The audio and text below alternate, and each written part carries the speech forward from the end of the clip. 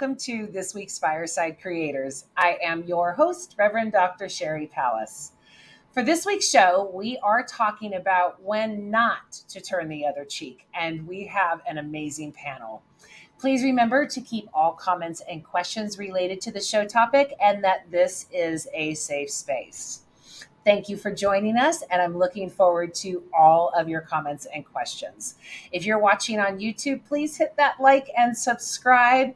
If you're on Facebook, grant StreamYard access so we can see your name when you have a comment or a question. If not, it's no big deal. You can be an anonymous Facebook user. I want to give a shout out to our top sponsors. Thank you so much, Ruth, Kirsten, Michelle, Ray, and Heidi. I really appreciate your support. If you like the show, you can support it by going to sherrypalace.com. And there you will find literally dozens of ways to support me and the show for as little as $3 a month. Thank you in advance, and thank you for welcoming us into your home and joining the conversation tonight. I appreciate you all. Okay, let's meet our guests and get smarter. Reverend Timothy Warren was ordained in the Episcopal Church in 2013. He is currently a priest with the Convergent Catholic Communion. He developed the outreach ministry, St. Francis ISM, which provides pastoral care to those in community and via social media. Father Tim is retired Air Force reservist and retired public school teacher. He lives in Phelan, California. Welcome, Father Tim. Thank you. Thank you so much for being here. Next, we have Andrew Wilson. Let's get his picture. There we go. Andrew Wilson was an active priest for many years in the Anglican Church. He is a former automotive engineer and has always sided with those on the edges of society. Andrew is on the board of the homeless charity and at the local hospital. He is always on a walk helping others. Welcome, Andrew. Thank you. Great to be here again. I'm so glad to have you both. And this is a really, I think, appropriate topic for our times, I think, because there is so much distrust of the other side. There is a bunch of hate. There's a bunch of xenophobia going around. And Jesus tells us to turn the other cheek. So are there times where it's not appropriate? I have my little list in front of me, but let's start with you, Tim. What do you think would be an appropriate time to not turn the other cheek? Well, when a few days ago, I went and looked up that verse that you referred to, turn the other cheek. Mm-hmm. And I think sometimes as Christians, we forget Jesus was Jewish. So yes, when he says something, he's actually repeating something from Jewish teaching. Exactly. So he's referring back to one of the Hebrew scripture prophets where it does talk about turning the other cheek. The reference there is not to let somebody bitch slap you and get away with it. What he's really saying is, pick your battles wisely. Not everything has to be dealt with forcefully. Exactly. So, it was a response to an eye for an eye, right? Right. And yeah, it's the idea that, we have to use some discernment. And if someone comes up and they just want to mouth off to me, it's up to me to walk away from it. Yeah. If they touch me, now we're talking something else. I spent 26 years in the military, so I know how to take care of myself. And I'm not going to let someone cause bodily harm to me. The idea is you use the least amount of force necessary to prevent injury. So yes, I know in Christianity, the idea of pacifism really takes hold. They use that verse, turn the other cheek, without really realizing that in Jewish thought, it doesn't mean just sit there and be a doormat for people. No. It means, it's not getting into squabbles. It's not letting your mouth accelerate things. Right. Andrew, what do you say? I'm kind of half in with what you're saying as far as the personal level. Yeah, how do you respond to people when we're supposed to respond with love? And I notice that I'm not always there. I'm finding that in just reflecting on this whole conversation over the last week, and I will pre-apologize for sounding patriarchal, that I've noticed that some of the people who are female are responding in a much more loving, compassionate, and thoughtful way. So I would say, like, and I've done this a couple of times, it's like, wow, that's pretty homophobic, for example. Whereas the other person's response was much, much longer and coming at it from a completely different angle, which I've actually appreciated because it's opened up my brain. It's the At mothers the in other us. end of things, yeah, I'm thinking of everybody's favorite, Hitler. Mm. When do you step into that kind of stuff? So we talk about pacifism and war, and invasion, and I came up with three. Bonhoeffer.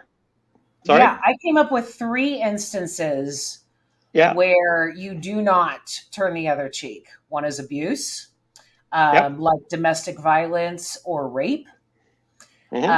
Invasions, like the Ukraine. I watched Zelensky's talk today, and it was like, that's a time where you don't turn the other cheek when Putin is invading your country, or the colonizers. I mean, the American natives tried really hard to turn the cheek, and they were just slaughtered for it. And the other one is injustice. I think that turning the other cheek while watching someone be abused or invaded or something like that only incites more harm and totally allows for the mistreatment of others. Yeah. And also, how do you define that? The sense of turning the other cheek, of whether when you choose your battles, as already stated, but also moving into something, we'll say, more aggressive. Well, yeah, because versus pacifism, and because it can be physical, which I guess is the ultimate. Is the argument against passive? I can't talk today. Pacifism really an anti-Eastern religion type of thing? Because those things go to. I mean, the Eastern religions are all about not in good passivity. I gotta try and say that tonight. And so that's kind of like the rebel with it, because Jesus did say that. I mean, it was talking to the people in the outer margins. Tim? I'm glad you brought that up about Eastern religions, because I've always had a very strong interest in martial arts, which is Eastern. And martial arts developed in nations that are predominantly Buddhist or other Eastern religions that do teach nonviolence. And the whole idea, right? Saying the whole idea, though, of martial arts is it's defense, not offense. And the whole idea there is you use words to try to deflate a situation. Yeah. You use physical force when absolutely everything else has failed. And you only use the amount of physical force you need to use to walk away from a bad situation. So, I mean, honestly, if someone comes at me, if a quick kick in the nuts will stop them, I'm going to do it. They're going to be uncomfortable, but I'm going to get away. They're going to be okay. Because as a military person, I've been in a couple of situations in the civilian world where I'm in uniform, where I had people aggressively come towards me. And I just warned them. I say, you don't want to touch me because it's not going to end well for you. And they back off, but it's measuring the situation, and we do know that even nations that have a Buddhist or another Eastern religious background, they can be warlike as well, so just because one calls themselves, Buddhist or Christian or Jewish, whatever, it doesn't mean we always live up to the ideals, and the neighbors around us may be living up to a different ideal than ours, so like Ukraine is a perfect example. Ukraine has never invaded Russia. Historically, though, Russia has been a pain in Ukraine's neck for generations. Well, and I mean, if you can't walk away, defend yourself. Right. Stand your ground in the Christian states is the opposite of loving your neighbor, in my opinion. Right. Because you don't have to de-escalate. You don't have to walk away. You can just kill someone. Right. but I've also been on the other side where my mouth has gotten me into a lot of trouble. Um, and it, yeah, right. When I was younger, more so than when I'm older now. But when I was younger, I didn't even know I had privilege. I just knew I had privilege. Um, and I didn't de escalate. I encouraged things, I egged them Mm. on. I got in their face like I was invincible. Um, and as I went flying over 4 rows of desks in my high school, I realized, oh, I probably shouldn't have done that.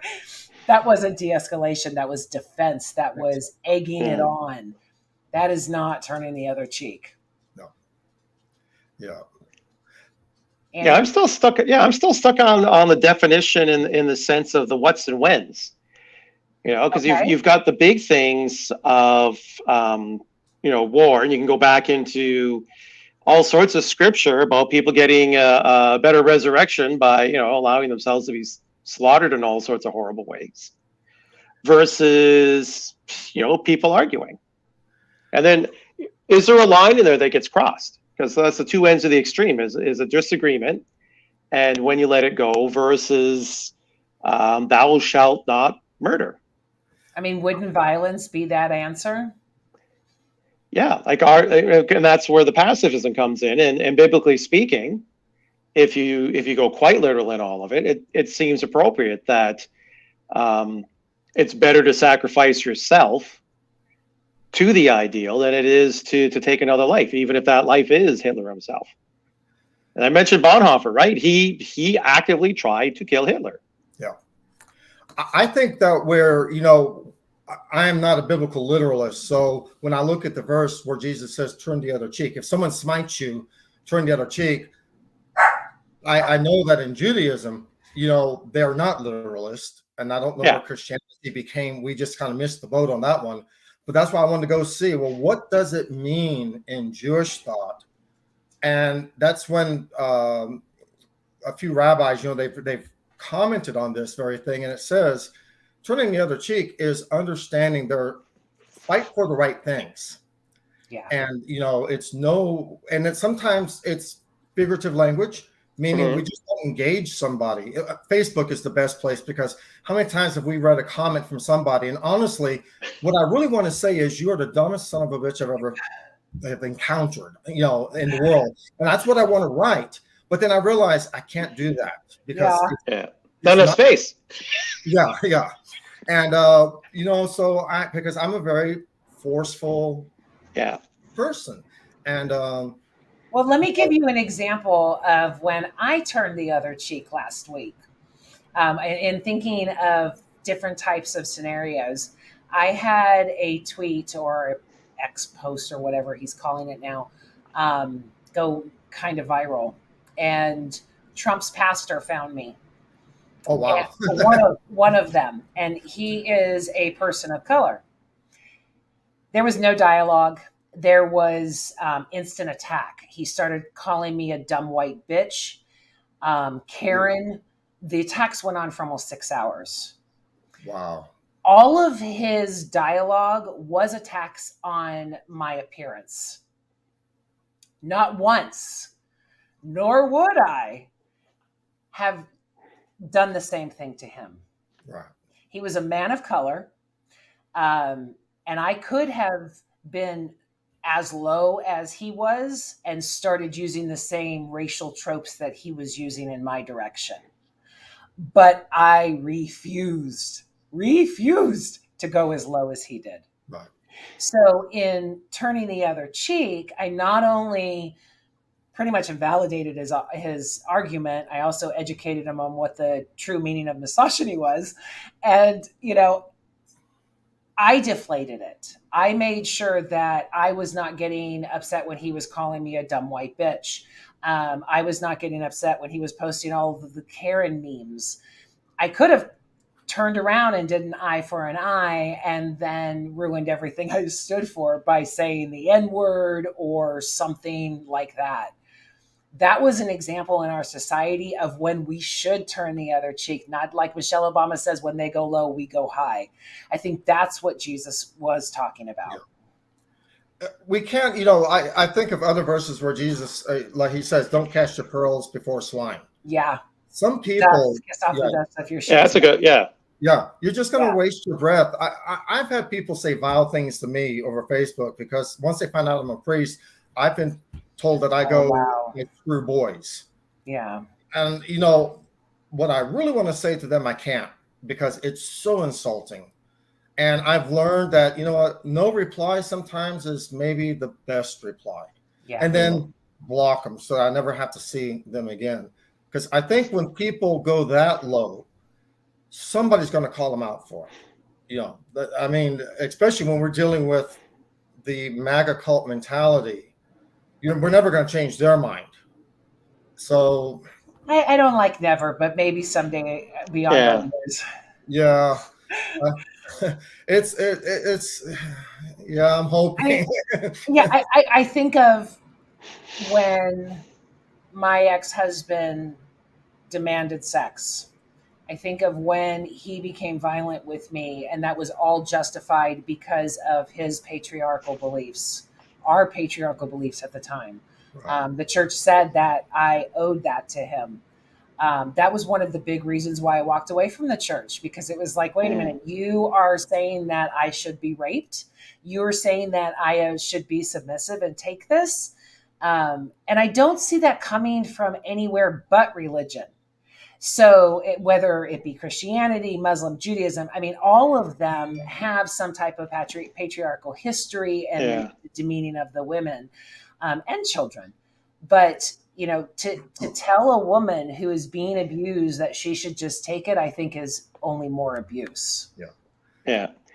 I want to circle back to what you're saying about your, I'm thinking responding in kind, because I get the emotional side where even if we don't resort down to such basic wrong language, jerk is not a strong enough word. Misinformed,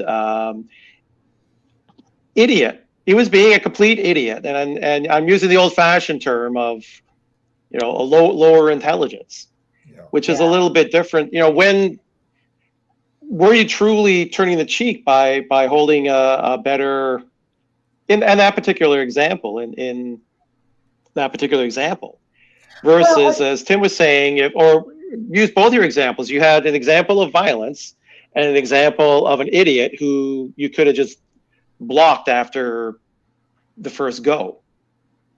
You tried to bring him to a different level that he refused to go to, which is completely different than somebody physically abusing you. Well, and returning in kind, which is the eye for an eye, leaves the whole world blind. And also adds to hypocrisy. I had a conversation with some friends this week, and we talked about returning in kind jabs on the internet. Like when Trump says, Christy is fat, it's like, well, you're fat, Trump. And I hypocrisy. And then there's also all this stuff going on with Boebert right now. This is a tough one for me because I don't want to slut shame her. I don't want to fat shame them. But when they're, we can't go to hypocrisy and say, well, you're doing it, so I'm going to do it too. That is, again, that's escalation. That's talking shit. And we all do it. And I'm guilty of it again. Got my ass kicked in high school for it. Emotions. Well, it's funny because, when we look at like Paul, when Paul was dealing with the Christians who were trying to make new converts follow Jewish law, and one verse he says, I wish you would just go the whole way and emasculate yourselves. In common terms, he's saying, just cut your dicks off. Why don't you just go do the, So even Paul would, at times, out of frustration, would just resort to some pretty direct language.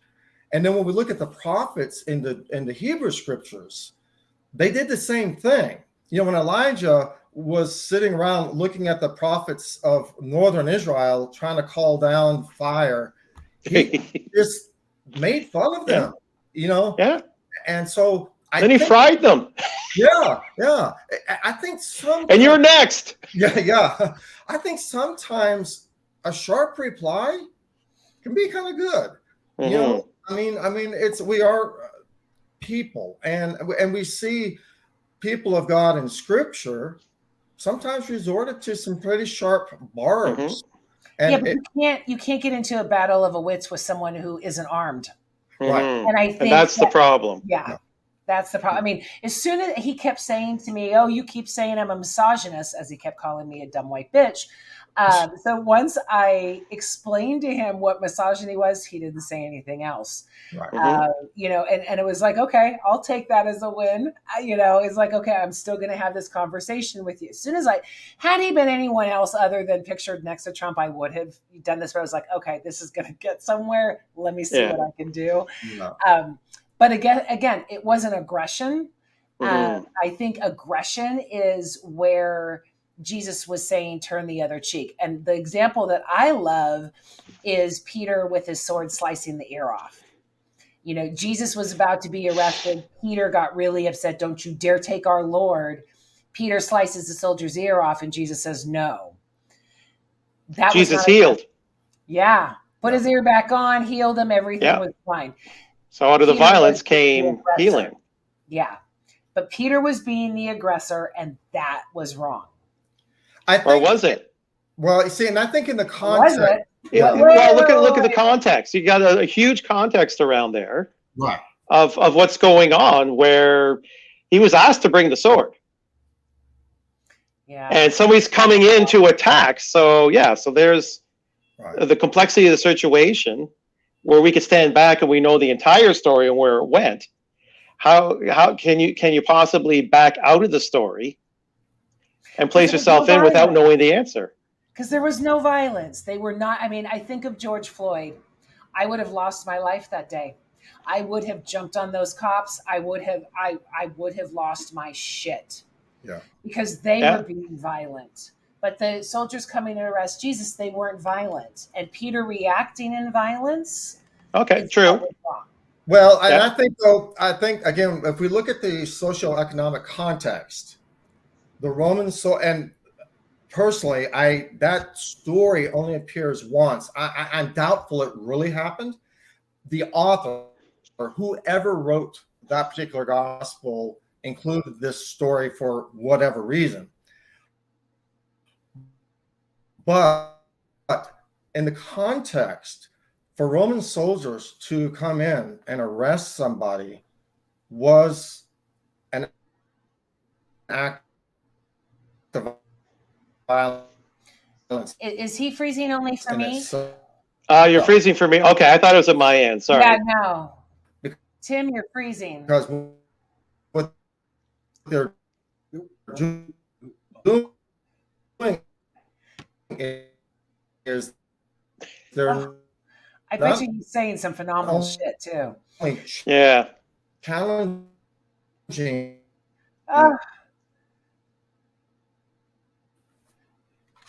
Let's see. We just got a comment. Maybe someone here too. Freezing here too. Let me see.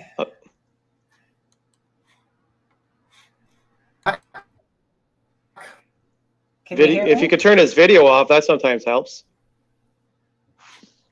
Tim? Uh-oh. Are you still frozen? I see facial I'm not sure. movement. I think we cut out, so I'm not sure where it cut out when I was speaking. Is like in the right at the beginning. Online? Right at the beginning. We missed it all. There we are. Okay, we're all back. Okay. We missed it all. What were you saying? Oh. I don't remember. Uh-oh. Yes, the context. Yeah. The context, though, for the Roman soldiers were occupiers. Yeah.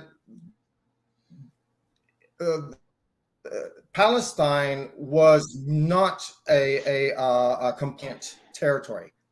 And so we think of arrests as, they just kind of calmly walked in and said, but Roman soldiers were not known for being calm, and they sure weren't known for respecting human rights, So that's a nouveau word. This was an attack. And we know how the story ends. It doesn't end well. But I think too that perhaps in that particular moment, Christ knows I have to go face my death. That we're back. So when Jesus had told Peter that he has to die, Peter says, no, that's been taking place. So I think it's showing us that Peter, there we are.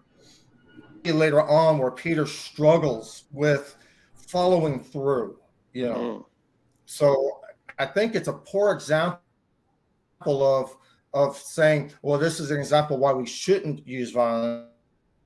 I think no, there's more of a narrative happening, conversations they've had prior to this. Okay, I think we got that. You're still all messed up, but it's okay.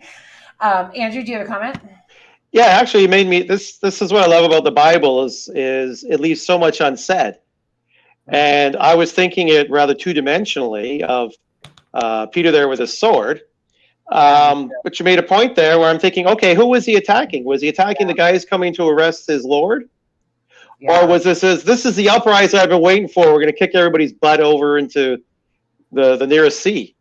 Yeah, it does add a different. Because you don't have that in there. It's like, so what was Jesus responding to there? Was that a test, as we like to say in there? And well, yeah. And the test was, I'm protecting my Lord, which we know he failed at eventually. Mm-hmm. Then when he was asked point blank and the conditions changed, maybe no longer had the sword, but it was an even match at the time. I don't know, just kind of picking around there. Yeah, I mean, but yeah, he didn't turn the other cheek. He was an aggressor for one of two reasons. Yeah, and I think that is also the foundation of turn the other cheek is you don't know what battles people are fighting. Mm-hmm. I mean, you don't know what they're going through, and if you did, then you might not be as harsh or judgmental or something to that effect. Another example is Maya Angelou. She was raped when she was a child, and when her mother found out, her mother killed Maya's rapist. Mm-hmm. She was silenced for years because of it. She literally went mute. She was ashamed that the person was now dead. And that violence, while as a rape survivor myself, I go, yeah, girl. It was really detrimental to Maya and everything that she went through. So even when, in the case of rape,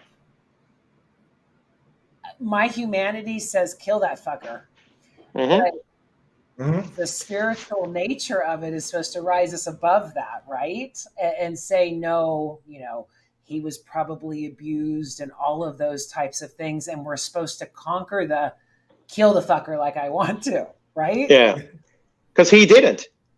If we give him the story of why he turned out like that, yeah, and statistically we know that there's an incredibly high probability of that in his background. Yeah. So So what we would ask for ourselves, could I get a couple of days off because of? Yeah, you can flip that around and go and look at all these other people that went into the same thing. This one's a scientist, This one's Mother Teresa. But I did ask my daughters that question. Because, that one I could jump right into with the dad's side and say, yeah, murder the effer. Yeah. Well, maybe not that far. But, by toenail clippers, I would agree. Yeah, I can't claim to be a tough guy. I was a wussy kid in high school. I'm over 6 feet tall now, and I do have emotions, and I can't do the daddy bear thing because I have. Not that I've beaten the crap on anybody, but I'm there for my kids. And both my daughters, who are very, very different people, said it would be wrong. So there you go. Even though everybody, at least in North America, would say, yeah, you do that, all bets are off. Yeah. Yet how often does somebody actually follow through? You're like, there's a lot of mouth out there now, right? Yeah.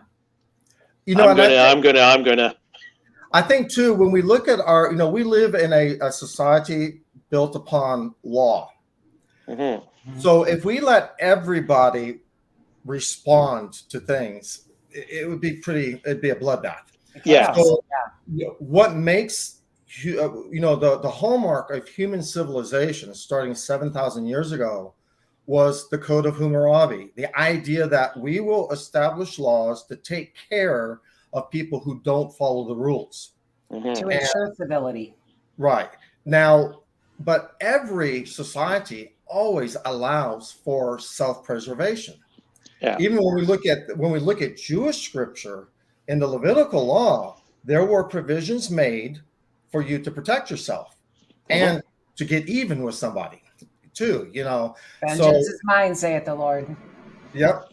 And so we see, I think, contradictions within what our holy texts say, and even in society. Yeah, ideally in society, we are a peaceful people, but we know not everybody in society is going to follow the rules for whatever reason.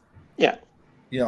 And I can love the person who is mentally disturbed or has had a harsh childhood, but I'm not going to let them harm me or harm someone whom I love. I'm going to protect the people I love. One of the things that I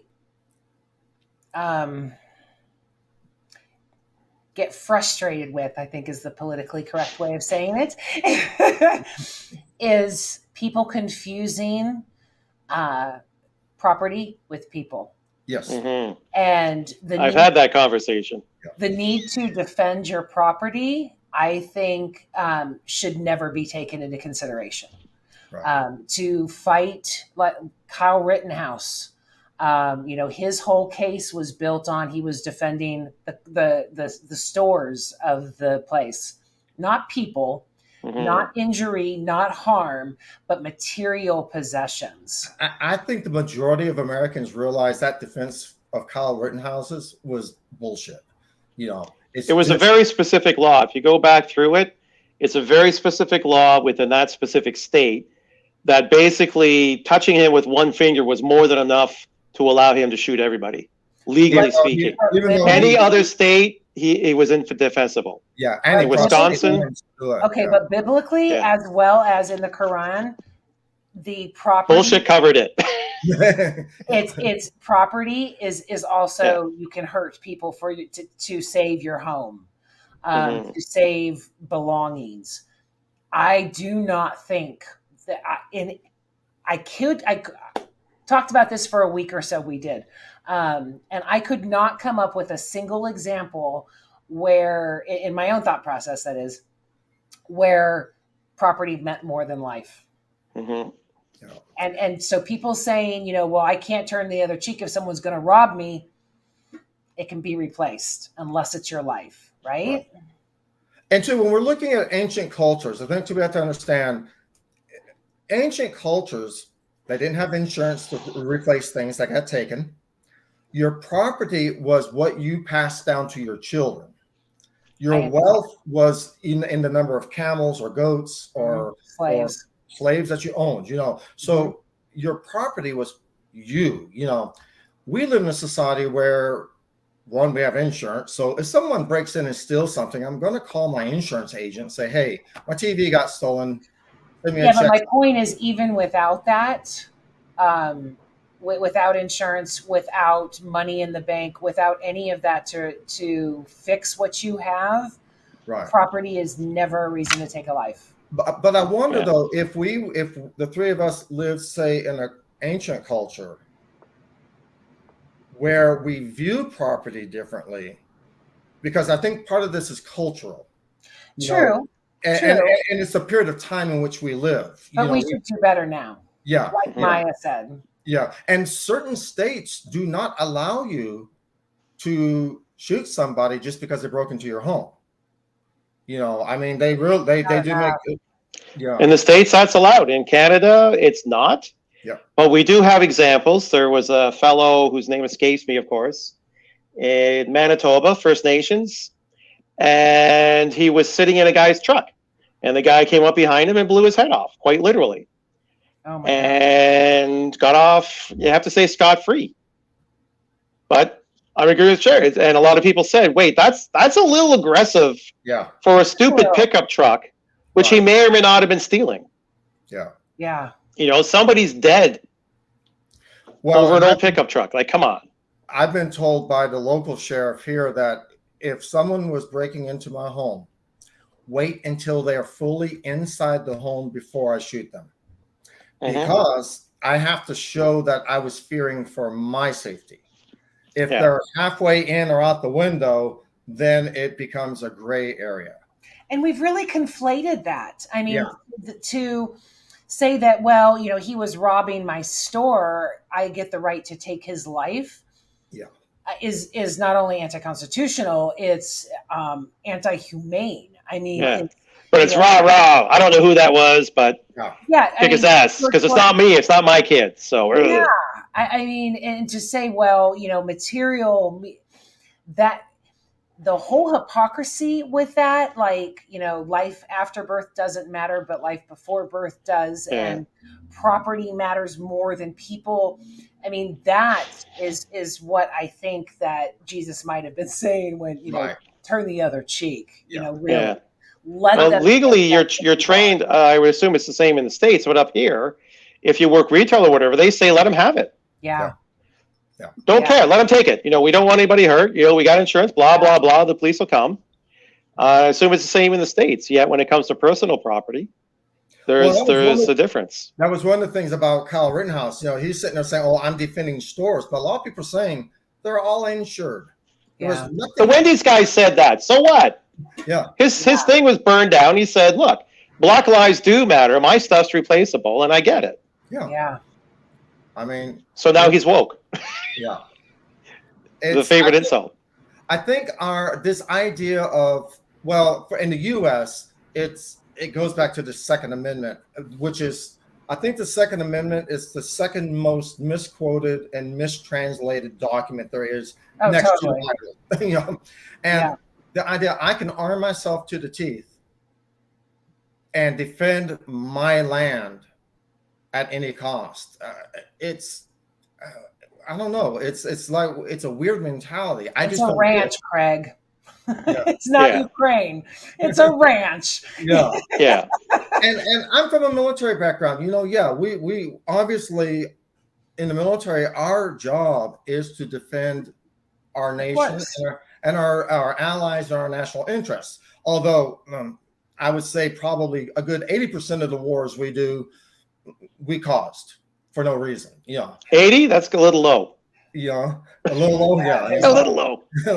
So, but I get the idea that, we need to defend ourselves. I had someone in a church where I used to belong question me point blank, how can you call yourself a Christian and a minister and be in the military? Well, when the centurion went to Jesus to have his servant healed, Jesus didn't question his profession. He said that he had great faith. And never brought up the fact he's a Roman centurion, which means he's an invader and an occupying force. So I told the guy, I said, well, I'll tell you what, you worry about your relationship with God, I'll worry about mine.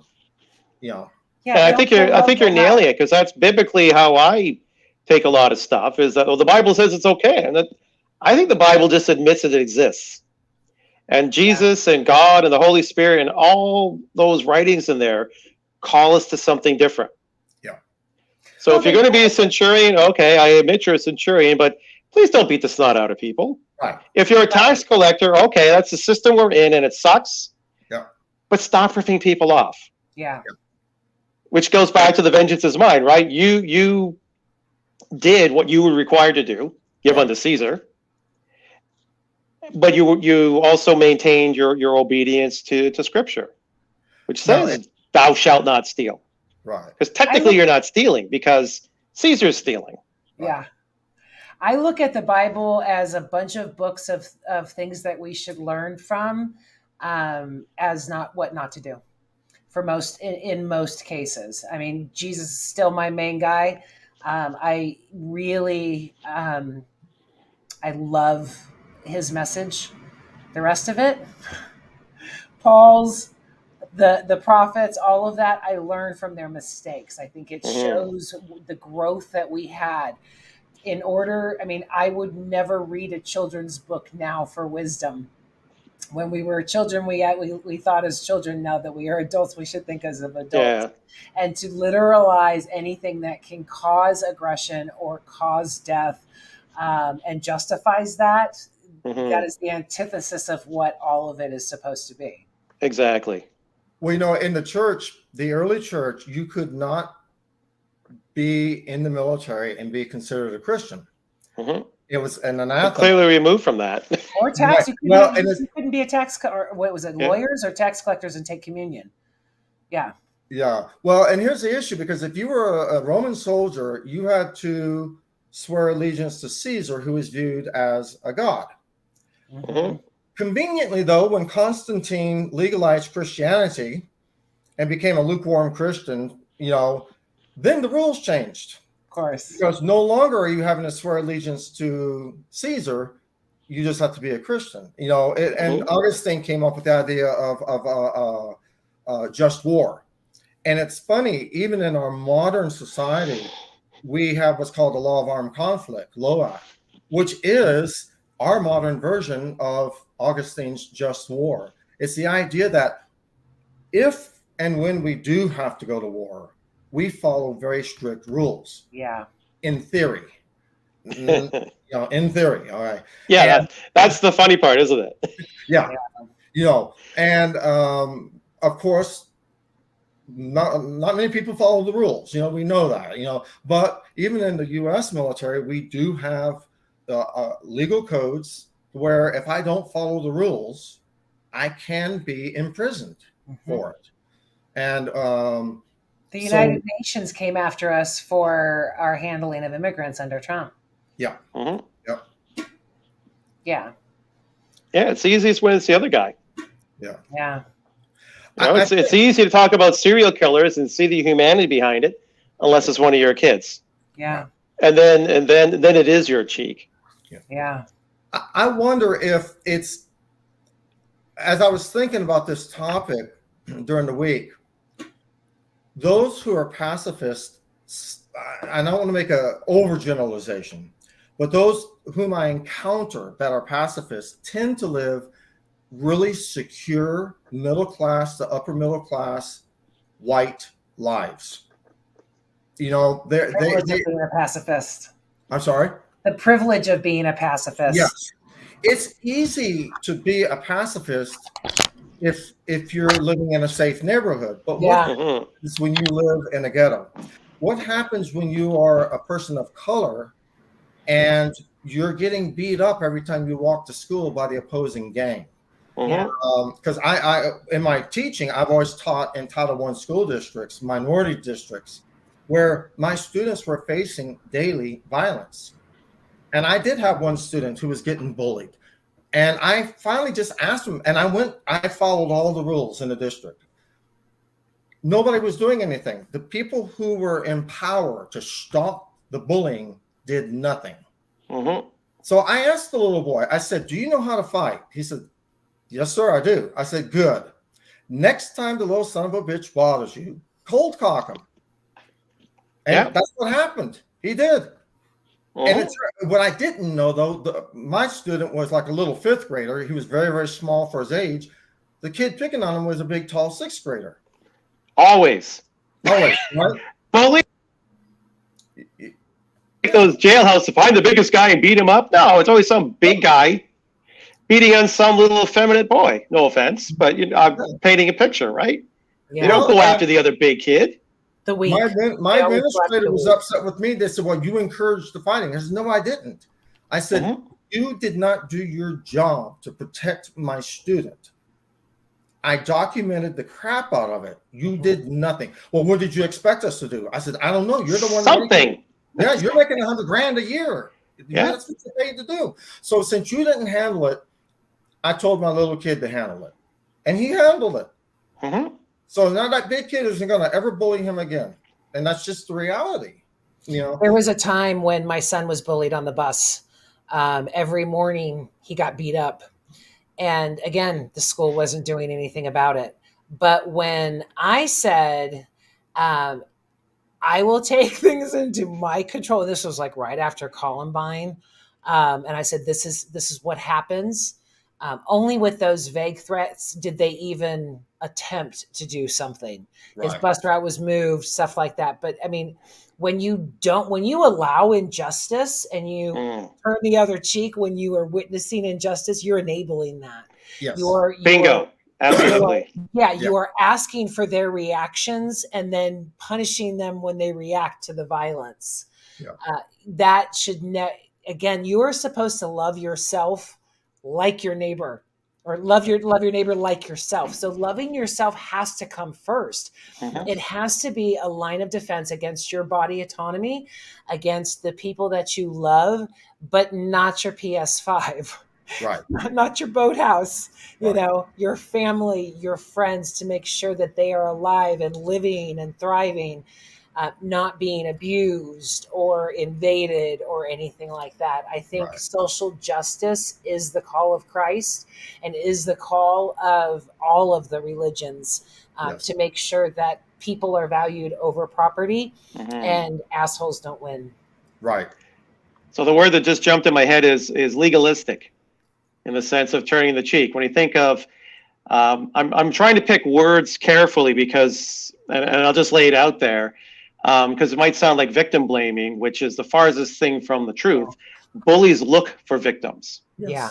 So from a legalistic point of view, yeah, you shouldn't hit people. Well, they're victimizing they're victimizing particular kids. And how many stories can we bring in here right now of the kid who was picked on, that fought back at some point and was victimized by the system on top of that? Right. The system that failed them, like over and over and over again. Tens of thousands, if not millions, in just our two countries. Yeah. Well, and the reality is, a lot of the mass shooters that we see at schools had been bullied. Mm-hmm. Mm-hmm. And became the bully. Yeah. Yeah. And of course, yes, they definitely had some mental issues, but the intense bullying and the fact that the adults didn't see it, as a teacher, I could never understand how my colleagues, oh, well, I never noticed it. What do you mean you didn't notice? Turn the cheek, not your eyes. Yeah. Mm-hmm. Don't turn a blind eye. Yeah, I knew my The students. teacher was shot by her 6-year-old student, right? She reported an escalation in behavior. Yeah. Well, I was told, and she was lucky. Yeah. Very lucky. And in California, we're told as teachers that if we ever touch a student, we're automatically fired. Mm-hmm. Even if that student hits us. And I told my administrator, I guess I'll be fired. Because when I took over a 6th grade class in a very rough school near where I live, and one of the students asked me point blank, what you going to do if I hit you? I said, I will lose my job. and he looked at me like, what does that mean? Another kid said, dumbass, he's going to beat your ass, is what he's telling you. I said, exactly. I said, you touch me, I will be touching you back. And bullies look for weakness. Right. Exactly. And then they run from strength. Right. Mm-hmm. So, and that kid who challenged me never challenged me again. There you go. He was just testing. Now, other teachers, I talked to some colleagues, well, I would have written them up. I don't want to do paperwork. That's more work for me. I've got enough paperwork to do. But just that response kind of ended. And then the students realized, yeah, okay, he's not the teacher to mess with. Mm-hmm. Well, look at Putin. Putin literally bragged that the war was going to be 2 weeks. Yeah. And then the Ukrainians stood up. They fought for themselves. They fought for their liberty. They fought for their country. Yes. And then Putin is like, why are you doing this? The bully can't handle someone else's strength. I've seen it in business. I had this woman who was totally bullying me. And the moment I said, no more, she stopped. Yeah. It didn't need to be a heated conversation. I just said, whoa, you're not treating me this way. Right. And then she's like, okay, cool. There was a level of respect there at that point. But again, that's not increasing the aggression. That's not, if I would have gone up and grabbed her by the shirt and said, "Don't do this," that would have been increasing. That would not have been a loving way to do it. But to say, We have to be loving? What's that? We have to be loving? You have to be loving. That's another I know, topic. it's all very situational. And yeah, Yeah. because we had the two examples there where maybe that kid needed to be grabbed by the stuff for the neck. Although it sounds like he didn't. Because he didn't need the paperwork. Ultimately, you need the change. If we stick within scripture, as I said before, it's about the change. Yeah. It's about your relationship. So we have two relationships that changed because of not rolling over, which is different, I think, than saying turn the cheek. But it's such a trite expression for what's going on, because as I've said a couple of times, you've got the little personal things versus Ukraine and Russia or El Salvador. Like, how many different things can you throw out there? Property, money, war, and overthrow, and it's just part of human history. Is 80% of us are just trying to pay the mortgage, whatever that looks like. Right. Raise our kids, go to a baseball game, Sundays off. And then there's that upper echelon, and that doesn't sound very upper when you think about what they get up to, where, an American fruit company is very unhappy of socialism, and so the CIA takes out the president. Yeah. There's a half dozen examples of that in South America alone. Yeah. I think, Did it do anything for any of us? No. You had bananas yesterday, you have bananas tomorrow. Yeah. I think turning the other cheek is like Reverend Sherry, the example you gave with the coworker. Setting boundaries is so important. And to me, when you set firm boundaries and tell people, I'm not going to allow you to treat me that way, that's turning the cheek. Yeah. Because you helping myself too. Right. Because you could have just, grabbed her by the shirt and said, "Stop being a bitch." But I've had colleagues, both in the military and teaching, they test the limits. Yeah. And people quickly learned, I'm not the one to do that with, because I'm just going to shut you down right there on the spot, because I've got things to do. And entertaining somebody's bullying is a waste of my time. Well, and it damages everybody. Yeah. The sad thing is when we see it happen in the church. Yeah. And for myself, I have seen it because, we have bishops, and I'm in an Anglican tradition like Andrew, and I've seen bishops and canons abuse their power. And because you're in a subordinate position, it's really hard to respond. Especially with women. Yeah, because when you're told you must obey me because I'm your bishop, I'm thinking, right now you could take the mitre and stick it somewhere, because you're abusing your power. And then that's why I had to leave my diocese, because I had enough. Yeah. And I dared to speak up. And so I got kicked out by my bishop. So I went to an independent ministry, because I'm not going to let someone abuse me regardless of their rank. I dealt with that in the military. Rank, status, any of it. Yeah. Any of it. I did a show a couple weeks ago on toxic theologians, and a lot of them, when you have that toxicity, they say, "Why can't you get over it?" So what if I beat my wife? Get over it. I'm new now. No apologies, no onus, no anything. But because of their status and power, they think they can abuse people. And again, abuse, invasion, or what was my third one? Injustice. Right. Those are three things that you should never turn the other cheek for. Right. You shouldn't. You're defending, you're loving, all of that type of stuff. Right. That is not, Jesus stood up for the marginalized. We should do the same. Exactly. If we will not be a voice for those who have been silenced in society, who will be? Exactly. And sometimes we have to be like the three state Congress people in Tennessee, two black gentlemen and the white lady. Yeah. They had to take a bullhorn. Yeah. It was the only way they could be heard. My heroes. Yeah. And it's like, no, you have to take a stand. And even they said, well, they didn't follow decorum. Well, screw your decorum. you guys are a bunch of racist pigs. Exactly. Mm-hmm. You know? It's like, stop hiding behind your decorum to hide Back your to race. legalism, right? Right. Oh my God. All over And Twitter. legalism is for you, not for me. Yeah. Exactly. Right. Yeah. All over The fellow Twitter in today. Colorado, or the trans woman in Colorado, Yeah. treated Yeah. abominably. Yeah. I mean, All over Twitter today was about John Fetterman not dressing oh, appropriately. oh gosh, yeah. Yeah. And the right was calling him a slob. And I was like, no, you're just a snob. Yes. Yeah. But his comeback was perfect. You know, and I love his comeback, though. It's like, you got more important things to do, bub. Yeah. You Yeah. know, that was, to me, was turning the cheek. He addressed the situation very directly, and he put Matt Gaetz in his place. Although the things that they want to do is outlawing transgenders, LGBT. So maybe let's have them focus on wardrobe for a while. Yeah, yeah. Okay, guys, we are at the top of the hour. What a fiery and fantastic conversation.